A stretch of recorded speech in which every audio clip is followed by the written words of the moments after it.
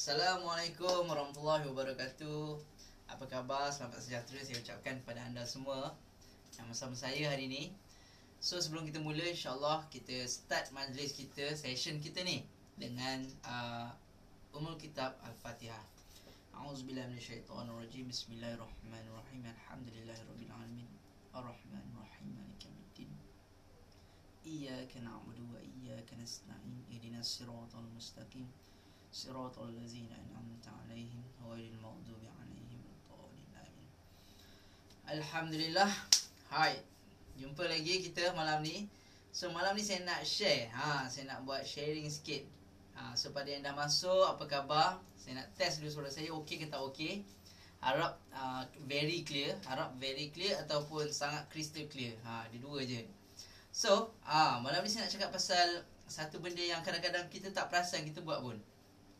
Saya pun kadang saya tak perasan saya buat benda tu, yang menyebabkan kadang-kadang kita waste a lot of time. Kita bazikan banyak masa buat benda yang kita tak suka, dan benda tu yang lagi sedihnya, benda tu tak mendatangkan hasil kepada kita in the long pada masa yang long term, tak mendatangkan hasil.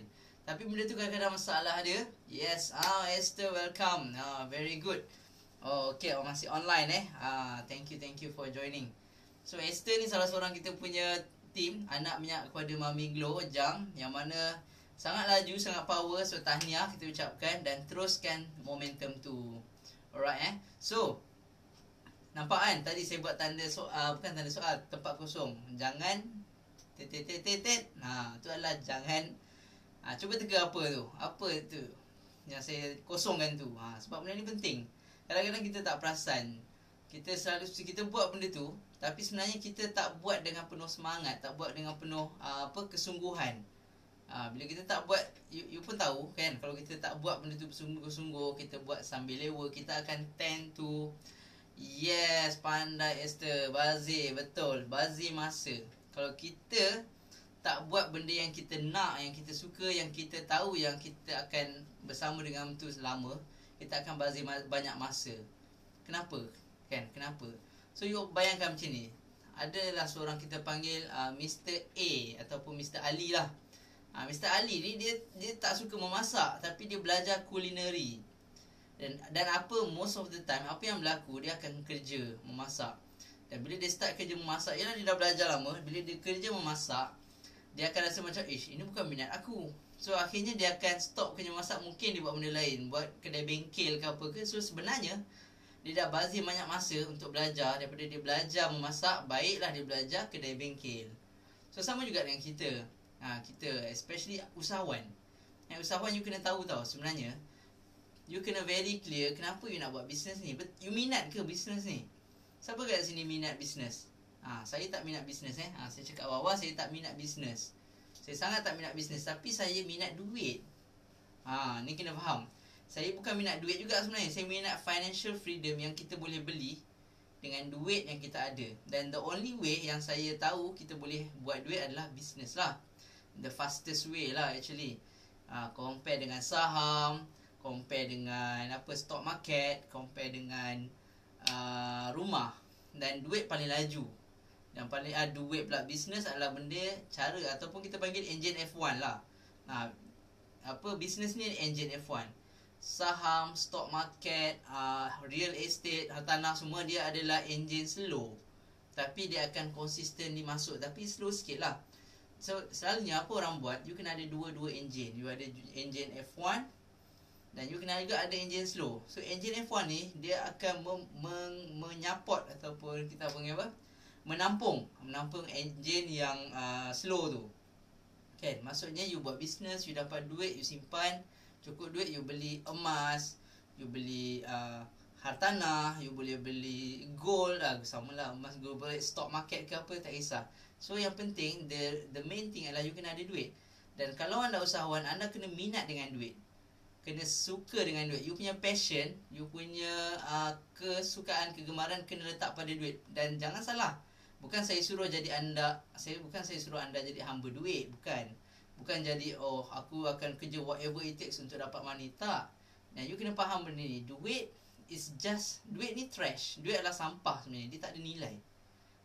In fact nilai dia bukan tak ada nilai dia makin lama makin turun. So welcome pada yang baru join. Terima kasih sebab join malam ni. Saya harap you all dapat sesuatu dengan session malam ni. Sebab benda ni benda yang penting, especially untuk usahawan. Dan lagi penting juga untuk usahawan yang baru start. So sebelum you start sesuatu, sebelum you start business, you kena very sure bahawa itulah benda yang you akan buat maybe 10 years, for the next 10 years. Uri Sterling, thank you for joining. Very true. Thank you. So, you kena tanam dalam diri. You kena very sure. Okay, katalah contoh, this is the business yang you akan stay for the next 10 years. Even for the next 20 years. You kena very sure. That's why sekarang, kadang-kadang orang tu kenapa dia buat, bukan nak cakap dia buat business tak betul. Dia tak bersungguh-sungguh sebab dia tak sure. Ni kah yang aku nak buat? Betul ke aku nak buat ni? Adakah aku akan bersama dengan business ni for the next 10 years? So, dia tak sure. Dan dia anggap macam benda tu dia tak suka. So, saya cadangkan kalau you tak suka business, you rasa penat, you rasa you takkan boleh survive, better tinggalkan dunia business awal-awal. Tinggalkan dunia business ni awal-awal. So, bila you tinggalkan dunia business, you tak perlulah you nak bermimpi, nak jadi macam mewah-mewah macam orang business, nak ada extra duit. Kita kena sacrifice your dream lah. Sama ada you sacrifice you punya dream ataupun you fight for your dream, buat apa yang you suka, iaitu financial freedom. Siapa kat sini suka financial freedom? Boleh raise hand ke, angkat tangan ke, boleh tak? You bagi tahu saya, adakah anda suka financial freedom? Maksudnya financial freedom ni apa tahu? Dia sebenarnya freedom ni ada 3 jenis. Dia ada financial freedom, time freedom, financial freedom, time freedom, choice freedom. You ada kebebasan kewangan, you ada kebebasan masa, dan you ada kebebasan pilihan. Dan siapa kat sini yang tak suka? Maksudnya you boleh pilih anything. Kalau pergi kedai, selalunya kat kedai paling atas tu, paling atas tu menu paling mahal, dan paling bawah tu menu paling murah. Selalunya macam tu. So siapa yang tak suka? Kalau you pergi kedai, you boleh ajak, ambil yang paling atas sekali. Contoh Wagyu beef, ambil yang paling atas sekali. So siapa yang tak suka benda tu? Dan the only way untuk you dapat benda tu, you have to love money first. You kena suka duit dulu. You kena suka activity untuk mendapatkan duit. So that's why anda kena very sure apa yang you suka. Cari you punya passion, you punya kesukaan. Kadang-kadang saya faham, contoh saya bagi, you suka melukis, tapi dalam Malaysia nak dapat duit untuk you buat duit untuk melukis, bukan tak boleh, tapi dia tak macam international lah. This a bit slow dan tak boleh buat duit. So why not you start suka benda yang tu you tak suka, iaitu business. You belajar untuk suka dulu, supaya you ada masa, you ada freedom of time, freedom of money, freedom of choice untuk buat lukisan tu yang you suka. So itu dia punya cara dia. Kadang-kadang orang dia suka ni, dia aku suka ni, aku tak akan buat benda lain. So kadang-kadang dia ada, nak cakap betul tak betul tu, dia sebenarnya a bit generic lah. Saya boleh suka kehidupan sekarang, tengah bulan pun saya tak perasan sebab duit tetap ada. Yes, betul. Sebenarnya itulah dia. Sebenarnya saya nak cakap saya pun sama. Saya pun sama macam Esther. Dulu, setiap kali belum hujung bulan lah, ini kisah benar lah ni, saya share. Belum hujung bulan, kita orang dah start fikir, mana nak dapat duit. Ni sebelum saya buat bisnes langsung tau. Memang kosong, kita harap gaji. So bila contohlah mak panggil balik rumah, so ataupun kita ada wedding, so bila kita pergi, kita akan pakai money, extra money. Masalahnya duit yang kita plan tu cukup-cukup. Maksudnya you akan, kalau you kerja gaji 3,000 lah you ada sampai hujung bulan. Tapi bila you buat bisnes, sebenarnya you ada extra. Kadang-kadang you tak, macam cakap lah, geluk apa, Esther pun you pun dah perasan. Kadang tak perasan duit dah masih ada, tapi you dah habis bulan tu tau. Duit tak sentuh habis lagi, ada balance. So itulah maksudnya you dah start generate money. So dekat sinilah baru you akan start rasa duit. Dan hati-hati bila rasa duit pun, kena hati-hati juga, jangan sampai terrompak duit bisnes.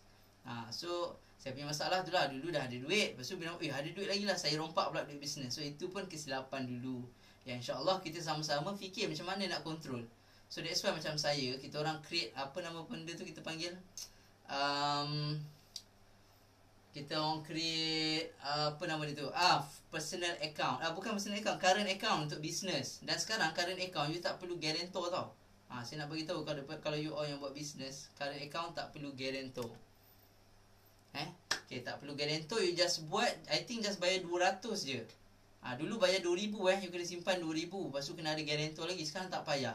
So itulah cara paling efisien untuk kita buat simpan duit. Untuk kita simpan duit dengan selamat, tanpa kita rompak duit bisnes. So sebenarnya you akan nampak very clear ke mana you punya duit pergi. Right. So nombor 2, macam mana you nak pastikan you tak bazir masa, ialah you kena keluarkan keberanian. Kadang-kadang saya cakap macam ni, you dah minat buat bisnes, you dah minat duit, you dah ready lah, tapi you tak berani, you takut. You takut nak buat sesuatu yang baru, takut nak buat posting, takut nak buat FB live, takut sangat nak share pada orang. Ni saya nak bagi tahu, adakah kita buat bisnes ni kita curi duit orang? Adakah kita ambil duit orang lain? Tak kan? Kita buat bisnes adalah benda yang halal. Kalau you merompak, of course you kena malu. Mencuri berbilion-bilion, you kena malu. Tapi kalau you buat bisnes, sebenarnya you bukan mencuri. You sebenarnya give value to others. You bantu orang. Kalau orang tengah anak dia asyik sakit batuk berkahak, takkan you tak nak share? Takkan you tak nak bagi tahu, saya ni ada satu produk yang bagus ni, you try dulu. Kalau berkesan you beli, tak berkesan tak payah beli pun tak apa.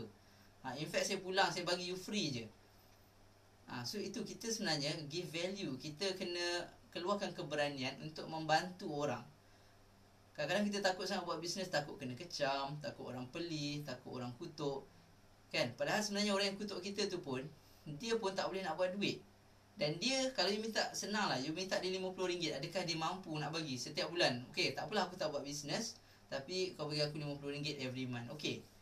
Kalau dia okay lah, tak payahlah buat bisnes, ambil dah RM50 every dia tu. Tapi dia tak akan bagi punya lah. Itu normal lah. Manusia dia suka merendahkan daripada membantu most of the time.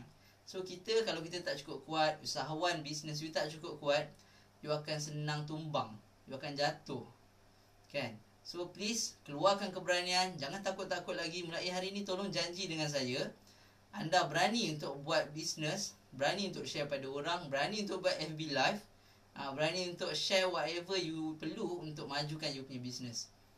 Boleh ke boleh ni? Saya harap you boleh buat. Alright, seterusnya sebenarnya bateri saya pun dah nak habis, so saya tak nak buat banyak lama. So last kali saya nak beritahu, please hargai masa. Hidup kita tak lama. Kemungkinan paling lama lah saya cakap umur 80 tahun. So check umur you sekarang. Telinga dah kebal, tak kisah orang cakap apa, good.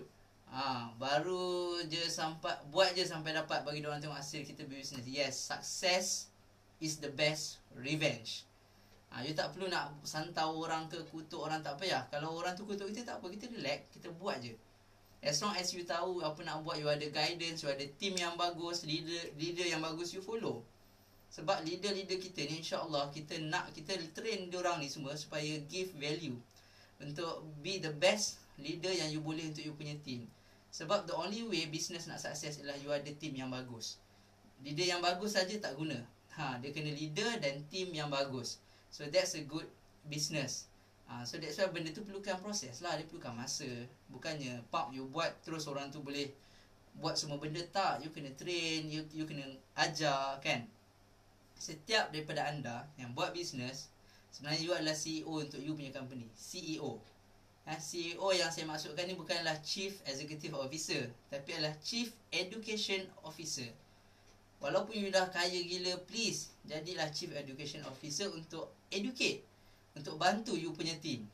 You dah buat million, you ajar pula bawah you macam mana nak buat million. You dah boleh buat 10,000 pertama, you ajar orang bawah you macam mana nak buat 10,000 pertama. So saya harap you jadi orang yang kuat, yang bagus, yang boleh give to your team. So alright, at the same time, hargai masa. Masa kita tak panjang, pendek sangat. So bila masa kita pendek, use it wisely. Kita instead of kita buat banyak benda yang tak membantu kita, yang membazirkan masa kita, why not you focus your energy, your time, buat benda yang you rasa, ini aku akan buat untuk bantu aku for the next 10 years, yang akan bantu duit aku, bantu income aku, kan? So itulah yang saya harap anda, usahawan ke, dropship ke, agent ataupun yang belum buat business, you take note benda ni. Jangan bazir masa lagi. Do what you love, dan you kena tahu apa yang you patut love.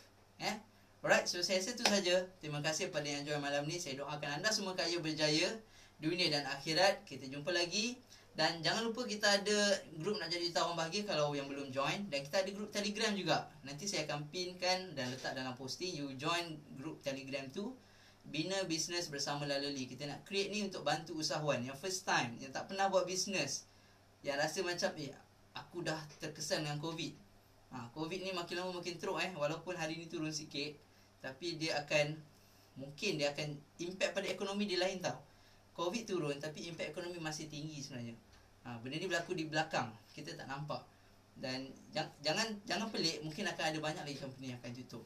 So kita doakan semua sihat, semua sejahtera, dibebaskan daripada segala ujian, dan semua kaya berjaya. Alright, jumpa lagi. Bye. Assalamualaikum.